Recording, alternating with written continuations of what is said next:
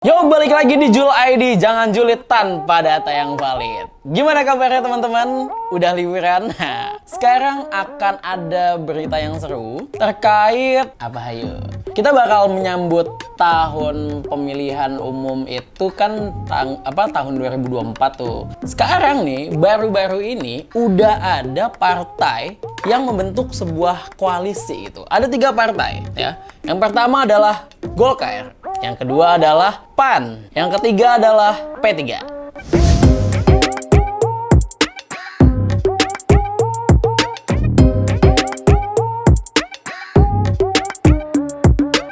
Nah, jadi ini ceritanya, Partai Golkar, PAN, dan P3 ini udah bikin semacam apa ya, udah ketemu lah.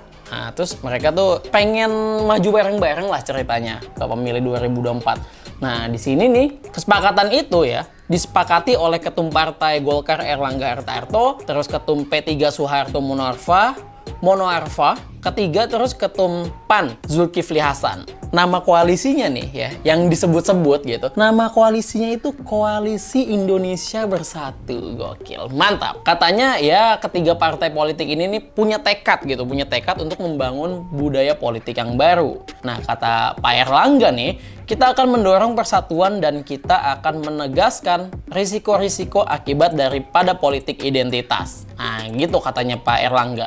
Jadi mereka nih menekankan agar tidak ada politik identitas lagi. Mungkin ada yang ke kanan-kanan banget, ada yang ke kiri-kiri banget, ya kan? Nah, mereka tuh pengen lebih moderat di tengah-tengah gitu. Jadi mungkin bisa ke kanan, bisa ke kiri, depan, belakang. Nah, ini serunya lagi, ada pengamat juga yang bilang hal yang apa ya, cukup seru gitu. Nah, salah satunya adalah Direktur Eksekutif Indonesia Presidential Studies. Ini nih Pak Nyarwi Ahmad bilang katanya koalisi ini nih sangat menarik untuk dicermati karena bisa memberikan warna baru untuk arus dinamika politik Pilpres 2024 gitu.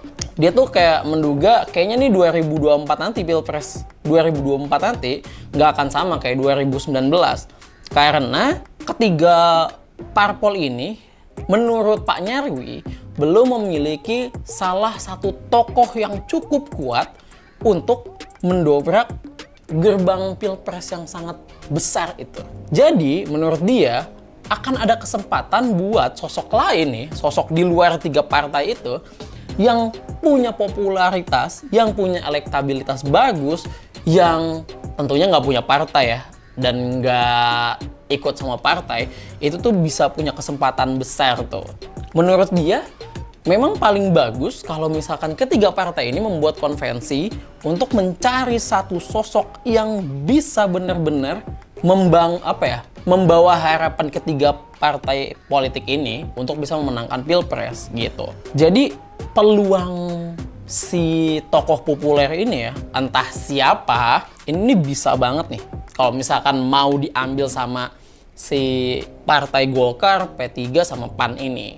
Di sisi lain, ada pengamat politik, Pak Adi Prayitno, dia tuh menilai pertemuan ketiga partai ini nih memang sengaja ingin mengunci koalisi biar lebih cepat gitu, lebih dini gitu kan. Pasalnya, menurut dia, udah ada partai-partai lain juga nih yang udah mulai mendekat gitu, merapat gitu. Contohnya misalnya PDIP sama Gerindra. Nah, dia menduga seperti itu. Nah, selain itu, menurut Pak Adi ini, ada poros lain nih.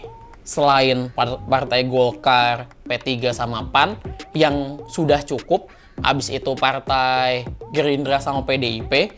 Nah, yang satu lagi porosnya adalah Partai Nasdem. Nah, gimana nih? Kira-kira menurut kalian Partai Nasdem cocoknya sama siapa? Coba, sampai ya harus cukup presidensial threshold 20% tuh. Kira-kira Nasdem sama siapa? Mungkin yang masih ada kan PKS, terus ada PKB, Partai Demokrat, ya kan? Siapa tahu nanti Demokrat bikin poros partai lain ya, bisa aja tuh. Tapi kalau misalkan ketiga sisanya kan ada PKB, PKS, Nasdem, Partai Demokrat tuh bisa kali berempat bikinnya. Jadi lucu tuh, PDIP sama Gerindra 2, Partai Golkar, PAN sama P3 bertiga, Partai Nasdem, PKS, Partai Demokrat sama PKB berempat. Karena nggak mungkin dong ada satu partai yang cuma sendirian. Tapi bisa sih, PDIP kan bisa sendirian. Ini balik lagi ke Pak Nyarwi. Pak Nyarwi ini ternyata dia tuh menduga, bukan menduga, dia tuh mengatakan bahwa ada kelebihan dan kekurangan dari koalisi Partai Golkar, P3 sama PAN ini. Nah, katanya kelebihannya adalah ketiga partai ini ya memiliki segmen pasar pemilih yang heterogen.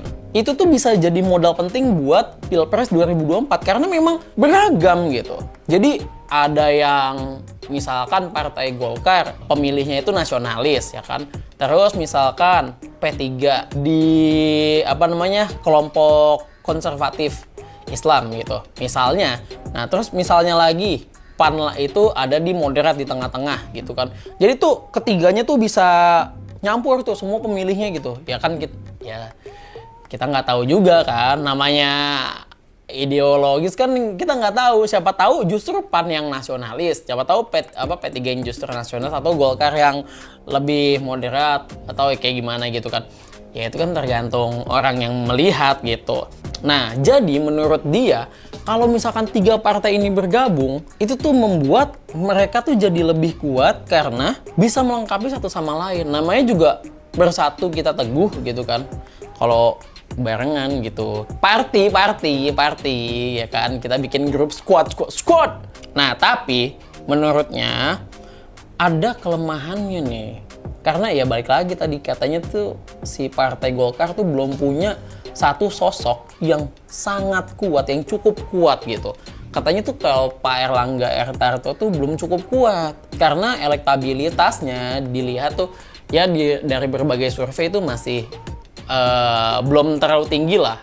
Karena biasanya kan yang muncul itu Pak Prabowo, Pak Anies Baswedan, Pak Ganjar Pranowo, Pak Ridwan Kamil, terus Bu Hovifah, terus kalau misalkan kepala daerah siapa lagi ya?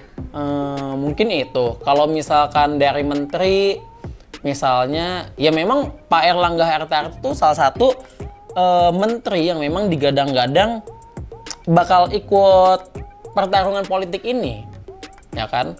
Nah, waktu itu juga sudah sempat digaungkan ya sama salah satu politisi senior PDIP, Pak Panda. Dia bilang tuh udah ada beberapa menteri yang minta izin Pak Jokowi untuk ikut Pilpres. Di antaranya itu salah satunya tuh Pak Erlangga. Nah, tapi kan di situ ada menteri lainnya, ada Pak Prabowo juga tuh, ya kan, yang bakal digadang-gadang tuh bakal ikut Pilpres sama didukung sama Gerindra. Abis itu menterinya ada dua lagi kok nggak salah ya, Pak Erlangga, Pak Prabowo, Pak Erick Thohir, Pak Sandiaga Uno. Jadi ini menteri-menteri itu juga udah mulai memanaskan mesinnya gitu mungkin. Tapi kalau misalkan dilihat-lihat, bagus juga sih kalau kata Bang Henry Satrio tuh lebih bagus kalau misalkan makin banyak calonnya, jadi makin banyak pilihannya gitu. Kalau kata Bang Henry kan gantian 2024 gitu.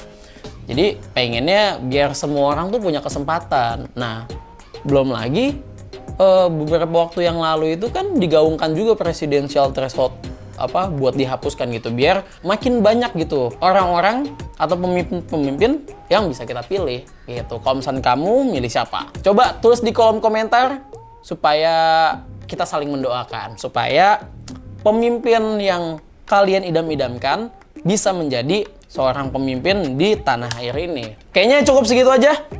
Pokoknya jangan lupa nanti kalau misalkan di 2024 kalian harus nyoblos, oke? Terus jangan lupa baca terus genpi.co dan saksikan banyak konten-konten yang seru di channel YouTube-nya genpi.co. Terus jangan lupa komen, like, dan subscribe channel ini ya. Kalian harus dukung karena kalian mantap. Nanti download juga ya di Play Store sama di App Store. Oke? Thank you, bye-bye. Genpi.co, tahu kamu banget.